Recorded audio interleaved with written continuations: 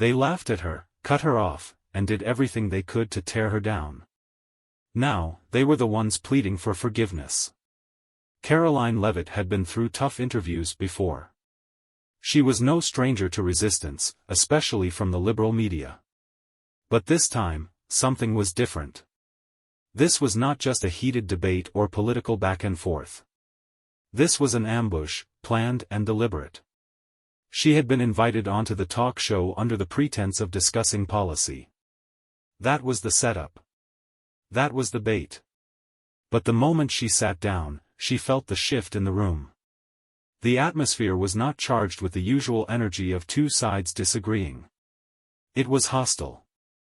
The first few questions were standard, predictable. She had been ready for them. Then, without warning, one of the hosts leaned forward, voice dripping with something sharper than skepticism. "Let's be real, Karoline.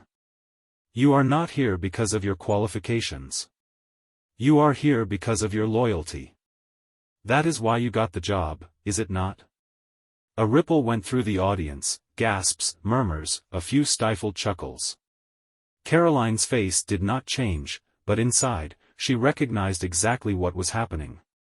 This was not an interview anymore. This was a performance, and she was the designated villain. She inhaled slowly, carefully. Losing her temper was what they wanted. She would not give them that. "I am here because I earned my place," she said, her voice steady. "And if you disagree, then let us talk about policy, not personal attacks." But they were not interested in policy. They were hunting for a reaction. Another host smirked, letting his eyes scan the crowd before delivering the next blow. "Earned or handed? Because from where we are sitting, loyalty seems to be the only real qualification these days." This time, the audience clapped.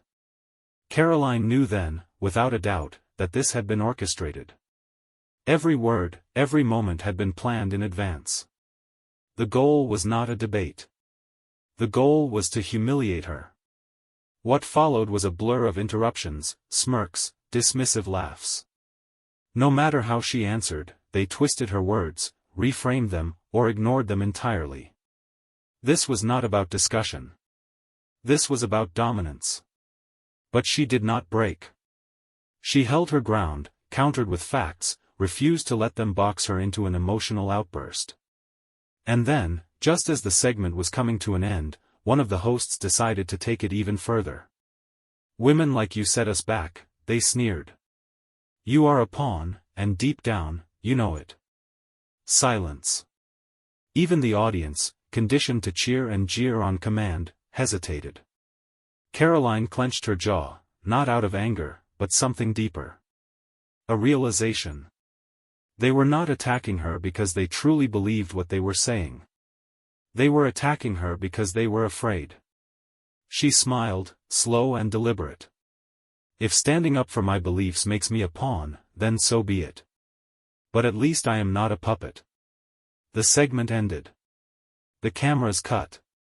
The hosts thought they had won. But they had underestimated what would happen next. The clip spread like wildfire. Within hours, it was everywhere: Twitter, YouTube, every conservative news outlet. At first, the network tried damage control. They edited the footage, clipped the segment to frame it as just another heated political exchange. They rolled out the usual headlines. But it was not enough. The full, unedited version was out, and it told a very different story. People were furious. Conservatives were outraged, comment sections flooded with accusations, media bias, double standards, outright bullying. Even those who were not Karoline's biggest supporters admitted what they had seen. This had not been a debate. This had been an attack. Hashtags exploded. Hashtag media bias, hashtag stand with Karoline, hashtag cancel the show. Republican politicians spoke out. Conservative commentators dissected the exchange, frame by frame. Even some liberals, uneasy with how far the hosts had gone, admitted it was a bad look. But it did not stop there. The show's sponsors began getting tagged. People were not just angry, they were strategic. They flooded advertisers with messages, demanding to know why they supported a platform that openly targeted women who did not align with their politics. Some companies ignored it. Others released carefully worded, non-committal statements. And then, one of the biggest sponsors pulled out. Their statement was diplomatic, careful to avoid controversy, but the message was clear: they wanted no part in divisive, unprofessional discourse. That was the first domino. The rest followed quickly. The network panicked. Behind the scenes, anonymous sources leaked reports of executives scrambling, demanding answers, holding frantic meetings to regain control. The hosts remained silent at first. Then, they put out a half-hearted statement about passionate discussions and differing perspectives. But it was too late. Karoline had not made a public statement yet. She did not need to. The storm was already gathering, and now there were murmurs of something even bigger. Rumors spread that she was preparing a lawsuit, not just for defamation, but for targeted harassment, professional sabotage, and possibly even coordinated media misconduct. The network had weathered controversies before. They had faced public outrage and moved on. But this was different. In a dimly lit office in Washington, D.C., Karoline sat across from her legal team. Stacks of documents were spread across the table, some still warm from the printer. The stakes were high. This was not just about a viral clip. It was not just another political battle. This was about accountability. A senior attorney, a no-nonsense woman with years of experience in media litigation, set down her pen and leaned back. "The defamation claim is solid," she said. "But we can also argue professional harm." This was not just criticism, it was a coordinated effort to discredit you. Karoline listened carefully. She was not someone who jumped into lawsuits lightly. But this was not just about her feelings. This was about setting a precedent. And the more they uncovered, the worse it got. Internal emails surfaced. Leaked messages between producers and staff confirmed what many had suspected: the segment had been planned as a hit piece, not an interview. One line stood out. "Make sure she stumbles. Cut her off if she gets too comfortable." That was not journalism. That was an ambush. By the next morning, the news broke: Karoline Leavitt was officially pursuing legal action. The network's response was immediate and frantic. Their lawyers scrambled to issue statements, calling the lawsuit frivolous and a desperate political stunt. But the damage was already spreading. This was no longer just about Karoline. It had become a conversation about media ethics, about how certain voices were treated on national platforms. The backlash intensified. More advertisers backed out. Ratings for the show plummeted. Even viewers who were not politically aligned with Karoline started asking the same question. If they had nothing to hide, why were they panicking? Then, something unexpected happened. A former producer came forward. At first, anonymously. Then, publicly. In an exclusive interview, she admitted what many had long suspected.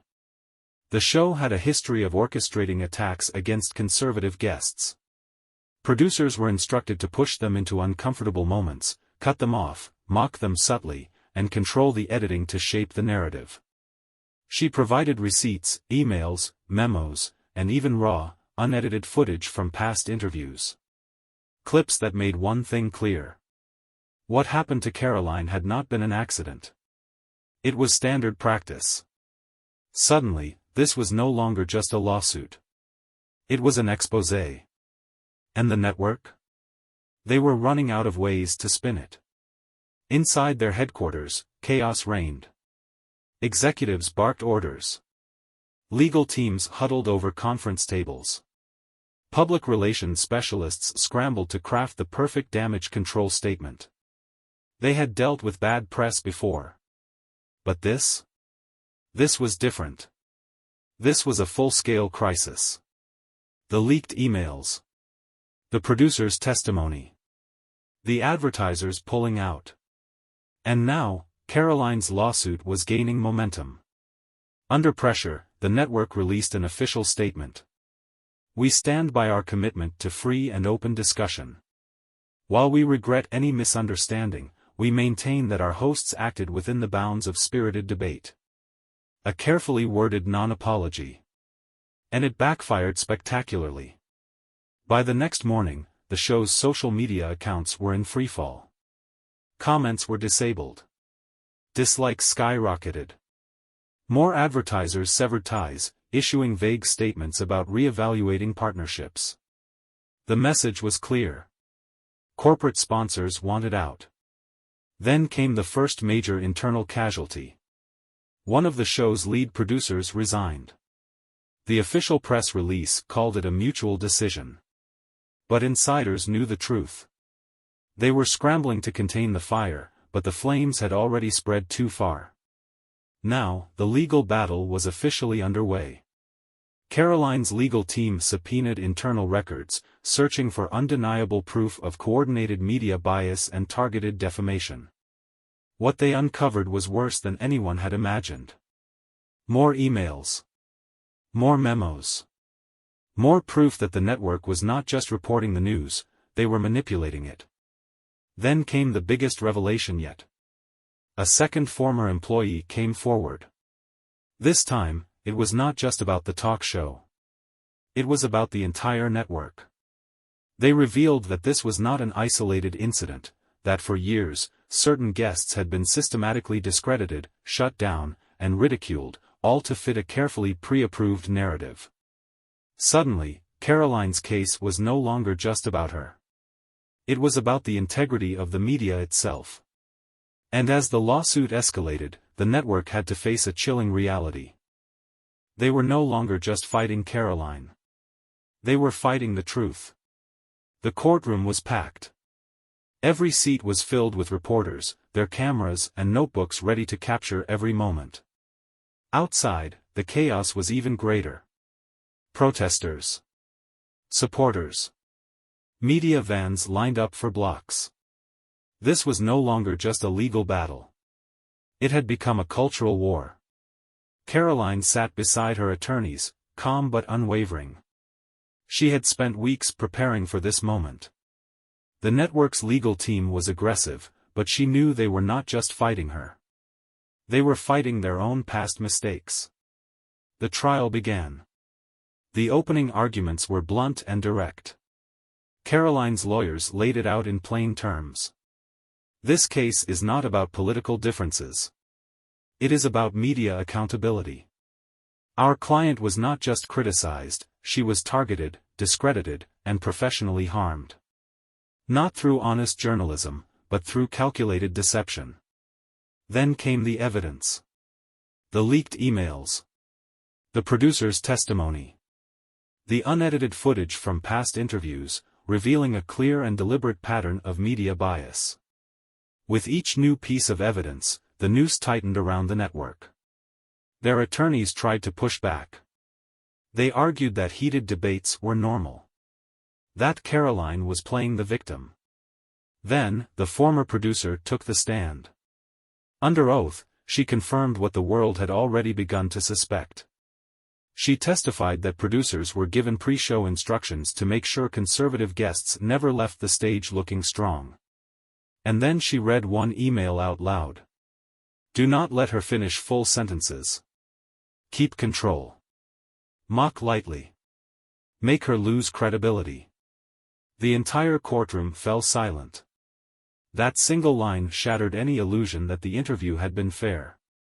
The network's attorneys scrambled, arguing that the show was entertainment, not journalism. That guests should expect tough questioning. But Karoline's team had one final blow. A video montage. A side-by-side comparison of how liberal guests were treated versus how conservatives were treated. One side showed respectful interviews, uninterrupted answers, and softball questions. The other? Constant interruptions. Sarcasm. Mockery. Cheap shots disguised as debate. The jury watched in silence. The contrast was undeniable. Then came the financial records. Karoline's team presented hard data proving measurable damage to her reputation, cancelled speaking engagements, lost professional opportunities. A deliberate effort to silence her. At that moment, the case shifted. This was no longer just a media controversy. This was a reckoning. And as the trial came to an end, only one question remained. Had the network crossed the line? The entire country waited for the verdict. The jury's decision came faster than expected. When the judge returned to the courtroom, the tension was unbearable. Karoline sat still, her hands folded in her lap. The network's attorneys, once confident, now pale and drained, braced themselves. The foreperson stood.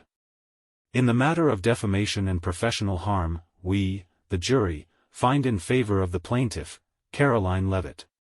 Gasps. Murmurs. Stunned expressions across the courtroom.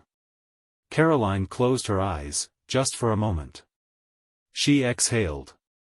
The weight of months of attacks, smears, and doubt finally lifted from her shoulders. The damages were massive. A multi-million-dollar settlement. A public admission of wrongdoing. And the network was forced to do something they had never done before, issue a formal apology. Not just to Karoline, but to every guest they had manipulated, misrepresented, or silenced. But the fallout did not stop there. The show was officially cancelled. The network tried to spin it as a restructuring decision, but no one bought it. Advertisers were not coming back. The brand was too toxic. And then, the final blow, more employees stepped forward. More unethical practices were exposed.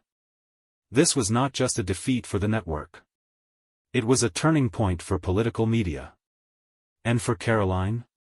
Her career did not just survive, it thrived. She became a symbol of resistance against media manipulation. Book deals. Speaking engagements. A platform stronger than ever. But she did not use it to gloat. Instead, she left the public with this.